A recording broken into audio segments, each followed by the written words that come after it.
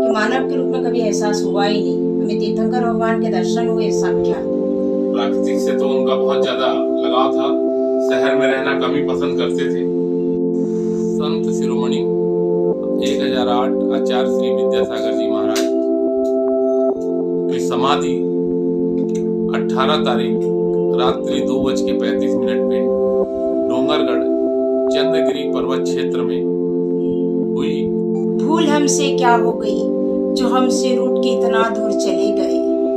क्या होगा हम सबका इतना भी भूल गए। संत शिरोमणि विद्यासागर जी महाराज जो अभी ब्रह्मलीन हुए और जिनके ब्रह्मलीन होने की चर्चा पूरे देश विदेश में, एक ऐसे तपस्वी, एक ऐसे त्याग और तपस्या की प्रतिमूर्ति जिन्होंने देश को, समाज को एक दिशा दी, जिन्होंने बताया कि मानवता क्या होता है, जिन्होंने बताया कि मनुष्य से प्रेम क्या होता है। उन्होंने समाज को संदेश दिया, उन्होंने देश और दुनिया को संदेश दिया। विद्यासागर जी महाराज को जानने वाले जो लोग भिलाई में हैं हमारे साथ, उनसे हम जानेंगे कि वो कितना अद्भुत थे, वो कितना त्यागी और कितना तपस्वी थे। तो हमारे साथ मैडम नाम बताएंगे। आनंद राजकुमारी जैन भिलाई। तो विद्यासागर जी महाराज जो भी ब्रह्मलीन, आपसे बहुत बार आपको मिलने का अवसर मिला, कैसा अनुभूति होता था जब आपसे उनकी?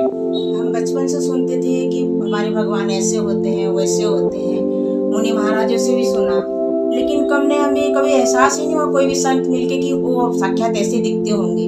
जब से हमने आचार्य से मिला, हमें लगा कि हाँ वाकई में हमारे तीर्थंकर भगवान ऐसे होते हैं। और उस दिन के बाद हम पूरा भूल गए, पूरी दुनिया ही भूल गए। हमारे सिर्फ एक ही काम रहता था, हर महीने हम उनके पास जाते थे। हमारी होली, दिवाली सब कुछ उन्हीं के साथ होता था। आप हर महीने दर्शन करने जाते थे? हम हर महीने जाते थे उनके पास, और मतलब अपना हर सुख दुख सिर्फ उन्हीं से ही साझा करते थे। और उन्होंने जितना दिया, इस जन्म तो किया, हम अगले हर ना 100 जन्म भी लेंगे तो उनका उपकार नहीं चुका सकते।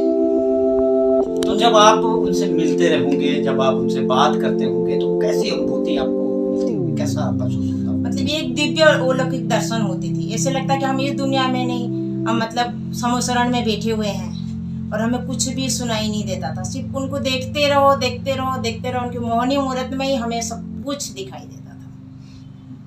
तो आपको कोई ऐसा संदेश दिया हो उन्होंने कि लगता है कि नहीं, मुझे इसी राह पे चलना है, इसको फॉलो करना है महाराज के? नहीं, गुरु महाराज ने तो इतना सब कुछ दिया हमारे साथ। तो बोलते पंचम काल में बोलते अतिशय नहीं होते। हमारे जितने जीवन काल में उनके साथ साक्षात्कार हुआ, बहुत से अतिशय हैं। इतना कम समय में इतना शब्द ही नहीं है कि हम उनकी मतलब व्यक्त कर पाए कि हम उनकी महिमा को, कि हम क्या करें उनको। लेकिन उनकी महिमा के तो बखान हम अपने मुंह से कर ही नहीं सकते। और उन्हीं का दिया हुआ जीवन है।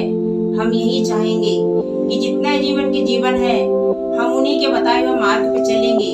और जैसे अंत समय में उन्होंने जैसे समाधि मार्ग मोक्ष को प्राप्त किया, हम भी उसी राह पे चलते हुए अंत में समाधि को धारण करें। तो आपको ये बेहद अद्भुत नहीं लगता है कि एक इंसान जो 60 सालों से बिना नमक, बिना शक्कर के त्याग और तपस्या कर रहा है, समाज के लिए जी रहा है, देश के लिए जी रहा है, लोगों के लिए जी रहा है, तो कैसा अनुभव होता होगा जब आपको लगता होगा कि ये मानव नहीं, वास्तव में ये महामानव? नहीं, हमने तो उनको इतना अतिशय महसूस किया कि मानव के रूप में कभी एहसास हुआ ही नहीं। हमें तीर्थंकर भगवान के दर्शन हुए साक्षात। और हम जैसे बोलते कल्प वृक्ष के नीचे बैठो तो बोलते जो भावना भाव वो चीज़ फलीभूत होती है।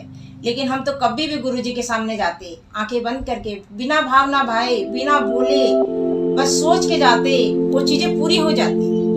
आज भी हम बोलते हैं, यहाँ बैठे बैठे भी उनको स्मरण करते हैं तो सब कुछ पूरा करते हैं। भूल हमसे क्या हो गई जो हमसे रूठ के इतना दूर चले गए।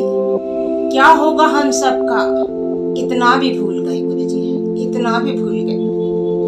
हम तो, हमारी सांसें हैं, बोलते पंचम काल में सब कुछ हो सकता है, साइंस के युग में सब कुछ बदल सकते हैं, ब्लड का साइकुलेशन बदल सकते हैं, लेकिन सांसों का साइकिल कोई भी नहीं बदल सकता। वो हमारी सांसों में बसते हैं, कण कण में बसते हैं। इसका तो कोई वर्णन ही नहीं कर सकता। ये राजकुमारी जी थी जिन्होंने गुरु जी को लेकर, विद्यासागर जी महाराज को लेकर अपनी भावनाएं व्यक्त की, बताया कि वो कितने अलौकिक थे, कितने दिव्य थे और साक्षात परमात्मा का स्वरूप थे। हमारे साथ आनंद जैन जी हैं। आनंद जैन जी जो काफ़ी मुलाकात उनकी हुई विद्यासागर जी महाराज से, अक्सर वो आशीर्वाद लेते जो डूंगरगढ़ जाया करते थे। हम जानना चाहेंगे आपसे कि आप जब मिलते थे तो कैसी अनुभूति होती थी आपको गुरु जी से?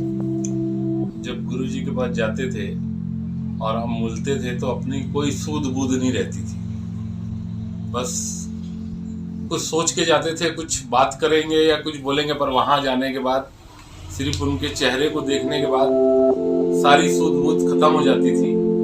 और जो हम मन में सोच के जाते थे कि बोलेंगे, नहीं बोलते थे, उससे पहले वो चीज़ हमें प्राप्त हो जाती थी। मतलब उनके चेहरे में, उनकी आंखों में इतना दिव्य तेज, इतना दिव्य तेज था कि कह नहीं सकते। हमने तो उन्हें कभी मुनि नहीं माना, आचार्य नहीं माना, हमने तो भगवान ही माना है। और ना हमने भगवान को देखा है, तो हम तो भगवान से कम मानते नहीं थे। तो हमारे लिए तो बहुत ही बड़ी मतलब क्षति है, जिसका मैं वर्णन किसी भी रूप में नहीं कर सकता।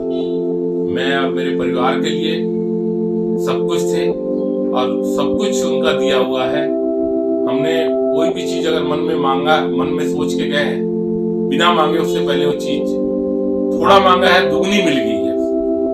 अगर हम थोड़ा मांगते थे तो उससे डबल होके मिलती थी।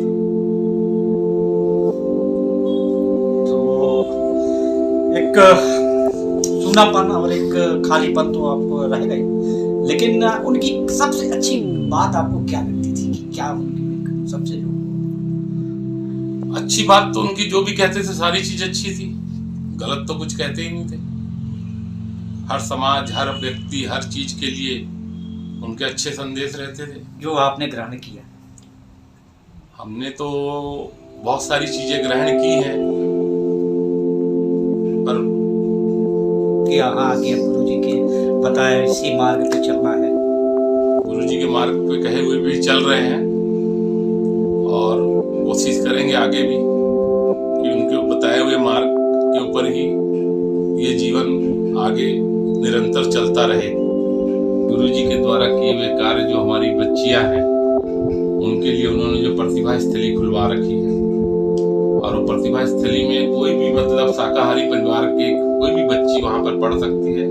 जो वहीं रहना, वहाँ पे हमारी बहनें, दीदी लोग जो ब्रह्मचारिणी बहनें हैं, अच्छे अच्छे घरों की, अच्छी अच्छी पढ़ी लिखी हुई, उनको वहाँ पर पढ़ाती हैं।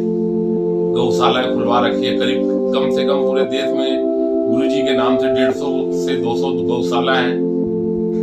और गायों की सेवा के लिए, और मतलब आगे हमारा धर्म पले, तो इसलिए प्रतिभा स्थली खुलवा रखी हैं। और नई प्रतिभा स्थली खुल रही हैं कि हमारी बच्चियां कम से कम अपने धर्म को जाने और आगे चल के हमारे धर्म का मतलब प्रचार प्रसार हो।